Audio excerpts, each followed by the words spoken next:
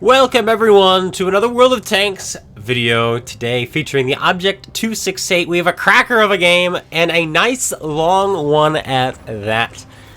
Very cool stuff. On top of that, yesterday we had mentioned that we're trying to afford Starlink so we can get, playing again, because right now playing is next to impossible as we're just getting disconnected again and again. And our upload speed is 1 megabyte per second, sometimes 2, sometimes it jumps up to 10, and then other times it drops down to 0. So we want to be able to stream again, because right now we have the video, or we have the stream where we said it's going to be the last stream, but we're going to get streams back up and running. I had a GoFundMe letting people know, hey, if you want to help contribute for the starter pack for Starlink, you can go ahead, and an anonymous donor paid for it all. Unbelievable stuff. We had a few others who also wanted to help contribute. They were unable to because they weren't fast enough. I closed it down as soon as we reached goal because that's all we were asking for. So yeah, that's what happened. Also, a lot of people, surprisingly so, have been asking for ways to donate. Like, hey, how do I donate to the channel? How do I do this? How do I do that? I don't have a way to do that other than when I'm live streaming through Super Chats. So finally, I am going to open, not today, but I'm going to work on it. I am going to open a GoFundMe that is just up forever. An indefinite amount of time for people who just want to support the stream. GoFundMe takes barely anything from donations, so it's a great way to do it, and a great way to just have it open. Unlike YouTube, which takes sometimes over 50% of the super chats. GoFundMe takes like pennies. So to put in perspective, we have $350 donated. They took $10 from that, so we're talking 3%. They took 3%, which is nothing compared to 50% that YouTube oftentimes takes. And so we'll have that going as well. But yeah, we are going to be streaming again soon, because once that money comes in, I'm ordering Starlink. Once that comes in, I'm going to be setting up. So I'm hopeful that we get this all going before the release of the next update here on console, which is either probably going to be this coming Tuesday or the Tuesday after. And so I'm hoping to have that up and running before the update so we can try out all the crew skills changes and the equipment changes and all of that, because that's probably going to come soon, because last time they had a dev diary, they released it just one Tuesday later. Woo, thankfully a Tuesday has passed and they haven't released it, so hopefully we have a little bit more time. But there we go, first bit of damage done this game. 671 into the Tiger Shark. We had HE loaded, but he got hit before we shot, unfortunately, so we weren't able to do the full 1100 to him. But 671 is still pretty good.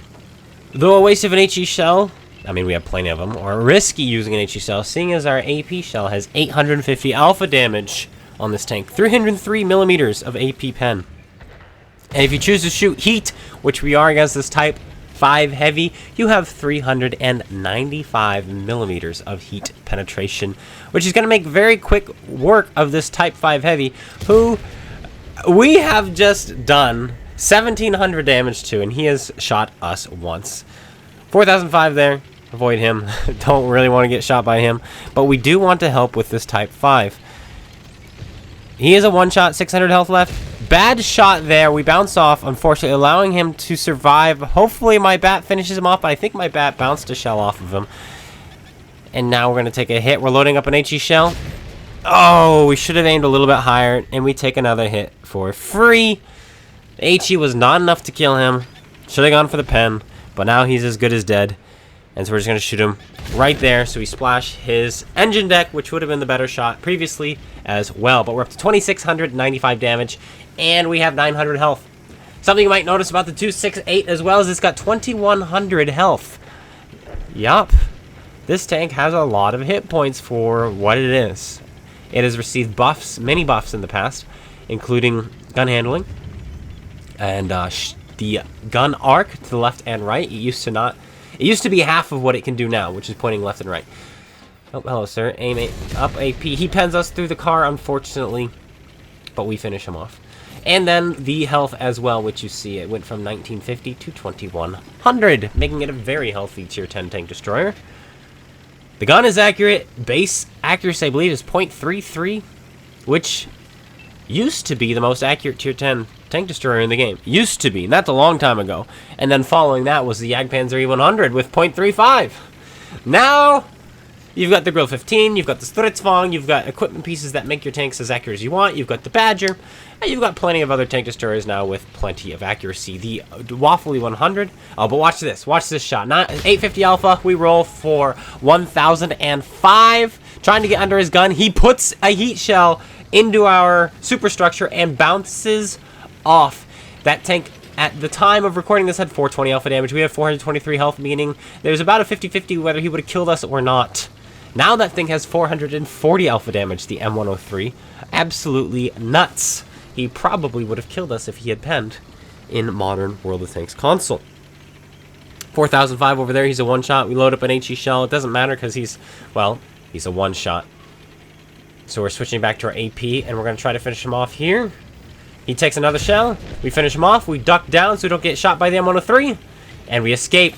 4,600 damage and 4 kills. The game is, well, tied as far as tanks go. However, we are missing almost 30% more health than they are. He bounces off of us there with a standard shell. Aim this one up carefully. Bounces off of him. But our bat is putting shells in. He only is able to manage 1 shell. And now we must hide. Don't want to get hit by Artie. Don't want to get hit by the M103. Don't want to get hit by anyone else who might have shots on us. So we want to kill this guy quickly. Cannon and Jagdpanzer's going in. They should not need me. And so for that reason, I'm going to move on. Sturm Tiger, big issue. He can splash us anywhere and we'll die. T95 kills our M3Y.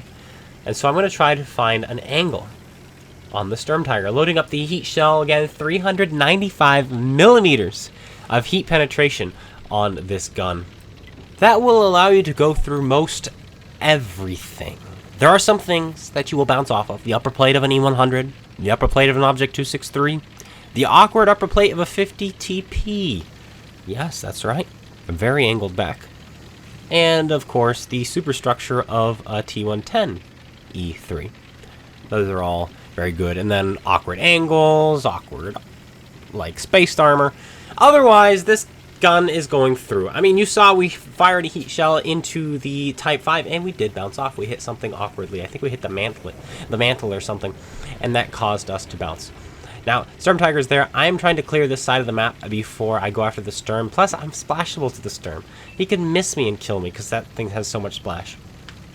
I just want to make sure we don't have anyone coming up behind us, because that would be really, really awkward if these... Look, they got 2 other tank destroyers, a T-95. I'm not sure who the other tank destroyer is, but if they decide to flank all the way around, flank down the 0 line, we're doomed. They're going to kill our artillery, they're going to kill the tank destroyer who's behind us, and now suddenly we're going to find ourselves in a 3 versus 5 without artillery support, and the map closed off. So that's what I'm doing, is I'm taking my time. Does that mean my team is going to take hits from the whatever it's called? Yes, the Sturm Tiger. They will indeed. We've lost some health, but they've actually lost more health, which is good. They've lost 5 hit points, 5% of their health, and we have only lost 3% in this engagement. So we're winning on the other side, and so I'm just making sure we have map control. And by coming up here, I should have back shots into this Sturm Tiger, and I should be able to kill any of the snipers that they might have, you know, hanging out in the back. Poking over this ridge before I continue on. Nothing there. I'm going to make a break for it. I want to see if I can take their ridge line. I'm loading up the HE shell because they have a Waffenträger, Rheinmetall Borsig. Sturm Tiger kills my heavy tank. He goes down. Uh-oh, that pay-to-win one, the one that you have to gamble away thousands of dollars for. They killed. And now we're down a tank, and we're down 9% health again. And I'm starting to think I made a bad decision.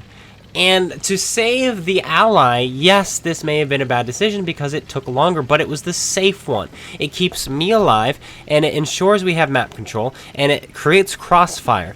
The heavy tank on our team was just in an unfortunate situation where we could not help, and we were too slow to do so. He dies, but it's going to be, hopefully, if we play this right, for the greater good, because now we have a superior position on the enemy, high ground, shooting in the back, and we do have these HE shells, which are very helpful. I've loaded up my HE again, just in case, because I want to be able to pop this Rheinmetall Borsig if we run into him. He's got 1100 health, meaning he's a 50-50 whether or not we one-shot. Plus, artillery is over here as well, probably. So I've got HE loaded for him. There's the piggy. He took some damage, probably from our already counter battery. We put it in. We kill him. He's dead. 5,300 damage. Artie's off the board, and now we're tied up again. Again, they still have more health than us. Their T95 has not been spotted, and their Borsig has not been spotted, so they're both probably going to be full health. Then they have an Emil 1, and this Sturm Tiger is still cooking. I've loaded my heat back up. We can go through the upper plate of that Sturm Tiger. No problem with this heat. We also have very good camouflage, and so I'm trying to utilize that by going to the edge of this ridge. Is he coming from that way? No, he's not. T95 and Borsig, are they still up here? If they are, they might be creeping up on me, so I've got to make a play. So I'm going to go try to kill them, and right as I do, there's the Sturm Tiger. He crests over, and he spots us. We got to go. This is a difficult shot for a tank. He does miss us, thank goodness, and we're going to carry on. We're not going to turn to try to fire him because I don't know where his friends are, so we're going to try to spot right here. There's the T95. There's the Borsig. T95 bounces off of us. It seemed like the smaller gun, and it was an APCR shell. I don't want to risk that again, because if that was the 105, he won't kill me with one shot. If that was the 120, there's a 50-50 chance that he will. So what I'm going to do now instead is knock down this tree. There's the Sturm again. With the tree knocked down, if we go undetected, we should be able to creep into that without getting spotted, no problem. Now, I'm loading up my HE because the Borsig was coming this way, and he just saw me get spotted by the Sturm Tiger. Yep, there he is. Put this HE shell in. Boom! One shot, 1,100 damage stun. We're up to 6,400 damage, and we're going to spot this T95 again. No, we've changed our mind about the T95. We want to keep an eye on this Sturm Tiger. We're going to wait to go undetected. We're not detected. We should be able to poke around this without getting spotted now. Doesn't matter. He pulled back. Will he give me a shot? He's not quite. There's the shot. Oh, he gets away. He gets away just in time. The bush, though, the knockdown tree did, in fact, help, though. I don't know if he would have seen us. I don't know if any of his viewports came around the corner. Either way, we weren't spotted, so we're going to assume the tree helped. We have very good concealment in this tank. We have it maxed out. And now, suddenly, guys, we're finally up on tanks. We have 4 vehicles left, and they have just 3, but they're still up on health because the T95 is still full health. And we are a one-shot. Sturm Tiger gets spotted again. The Bat kills himself. He's the one who is supporting me. So now I have no support other than artillery. Where's this T95 going to be? We got to spot him before it creeps up on us. And he is, in fact, creeping up on us. We're going to try to put a cheeky shot into him. We miss. He misses. Okay. Fine. We've got to get out of here. I don't know if I want to try again. What if he rolls high on us? What if he hits us in the weak spot? Emil gets spotted. The Sturm Tiger could be creeping up on us. We don't have enough time to kill this T95. We're going to have to shoot him twice if we roll well. 3 times if we don't. That's not enough time if the Sturm Tiger is closing in on us, so we're going to try to spot him. He's not there anymore. Alright, T95 is slow. Let's make a move right now and get out of here. Up to 6 kills, 6,400 damage. The game's not over, and we've, again, our teammate killed himself, so now we're down on health still, and the tanks are even. I say tanks, one of them is a pig who has barely done anything this game. And so really, we only have 2 tanks. Well, we do only have 2 tanks. We have 3 vehicles. One of them is a tier 8, but they also have a tier 8. We're going to try to assist. Hopefully the Sturm Tiger is not going to be on my left. I'm keeping an eye over there just in case. As long as we're moving at a relatively steady pace or speedy pace, then hopefully we won't get hit by the Sturm if he fires. There's the Emil. He's out of our render. We're loading up the AP shell. That way we don't get absorbed by any tracks. 152mm gun on this tank. Shouldn't be a problem to overmatch his side. I believe it's 30 or 40. I don't remember which, but it's an easy shot with this gun. We put it in. Also, shell velocity has been increased on this tank as well. It used to be 700, now it's 900. A little bit of another fact about the tank. We're up to almost 7,000 damage and 7 kills. Sturm Tiger now probably knows about where we are, seeing as we just killed the Emil, so he's probably beelining for us through this pass. And I'm assuming the same, but we've got this Kanonen Jagdpanzer with us, meaning he can only kill one of us. And so I'm hoping this Kanonen continues with me, and we can take him on together. Plus, I should shoot before he does. Well, provided I'm quick, I should be able to shoot before he does. I can hit him anywhere. He can hit me anywhere. He's coming over the ridge. No chance. Straight through the upper plate. He's dead. That's what you can do with 400mm of heat penetration. 7,500 damage done. We're up to 8 kills, and there's still a full health T95 left. He gets spotted by the Kanonen Jagdpanzer. We should be able to put a shell into him. Our heat is more than enough, and we're going to put it into his side, right where his fuel tank is. Boop, and we do. We set him on fire. He puts it out within 3 ticks, very quick. He fires off a shell at the Kanonen. The Kanonen's taking his time to aim this one, and he finishes him off. GG. 8 kills. 8,000 624 damage done. 1800 experience.